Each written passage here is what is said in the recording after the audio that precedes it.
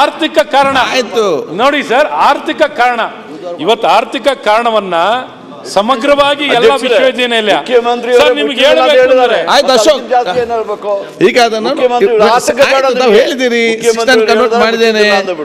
ನಾವು ನೆಕ್ಸ್ಟ್ ಇದಕ್ಕೆ ಅವಕಾಶ ಮಾಡಿಕೊ. ಹಾಗೆ ಅವ್ರಿಗೆ ಏನಾಗಿದೆ, ಪ್ರತಿಷ್ಠೆ ವಿಷಯ ಆಗ್ಬಿಟ್ಟಿದೆ. ನಮಗೆ ಏನೋ ನಮ್ಮ ಉನ್ನತ ಶಿಕ್ಷಣ ಸಚಿವರಿಗೆ ಬೇರೆ ಬೇರೆ ಕಾರಣಗಳಲ್ಲಿ ಬಜೆಟ್ ಅಲ್ಲಿ ಯಾರು ಮಾತಾಡ್ತಾರೆ, ಅವ್ರೇನು ಪಾಪ ಅವರಿಗೆ ಸಿದ್ದರಾಮಣ್ಣ ಅವ್ರ ಕ್ಯಾಬಿನೆಟ್ ನಲ್ಲಿ ಚೆನ್ನಾಗಿ ಟ್ರೈನ್ ಆಗಿಲ್ಲ, ಅದೇ ಪ್ರಾಬ್ಲಮ್ ಆಗಿರೋದು. ನೀವು ಸಚಿವರು ಮಾಡಿ ಪ್ರತಿಷ್ಠೆ ತಗೊಂಡ್ಬಿಟ್ಟಿದ್ದಾರೆ. ನೀವು ಒಂದ್ ಸ್ವಲ್ಪ ಟ್ರೈನಿಂಗ್ ಕೊಡ್ಬೇಕು ನಮ್ಮ ಸ್ನೇಹಿತರು. ನೋಡಿ ಅವ್ರು ಕೊಟ್ಟಿರೋ ಇಂಟರ್ವ್ಯೂ ಏನ್ ಮಾತು ಹೇಳಿದ್ದಾರೆ ನಮ್ಮ ಉನ್ನತ ಶಿಕ್ಷಣ ಸಚಿವರು, ನನ್ನ ಸ್ನೇಹಿತರು.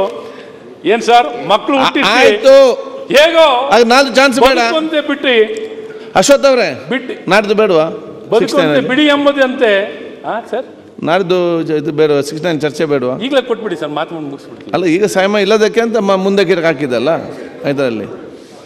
ಈಗ ವಿಲ್ ಗೋ ಟು ನೆಕ್ಸ್ಟ್ ಇದಕ್ಕೆ. ಇದು ನಾವು 69 ಆಗುವಾಗ ಇನ್ನೂ 10 ಪೇಪರ್ ಹಿಡ್ಕೊಂಡೆಲ್ಲ ಜೊತೆಯಲ್ಲಿ ನೀವೆಲ್ಲ ಚೆನ್ನಾಗಿ ಮಾತಾಡಿ.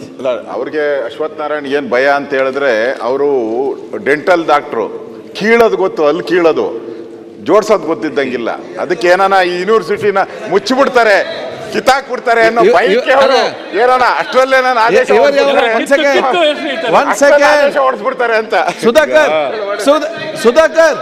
ಒಂದು ನಿಮಿಷ, ಸುಧಾಕರ್ ಮಿನಿಸ್ಟರ್ ಅವರೇ, ಸಿಎಂ ಅವ್ರು ಮಾತಾಡ. ಸುಧಾಕರ್ ಅವರೇ, ಸುಧಾಕರ್ ಮಿನಿಸ್ಟರ್. ಈಗ ಮಾನ್ಯ ಸಭಾಧ್ಯಕ್ಷರೇ, ಕೂತ್ಕೊಳ್ಳಿ Ashwath Narayan. Don't be in a Hari.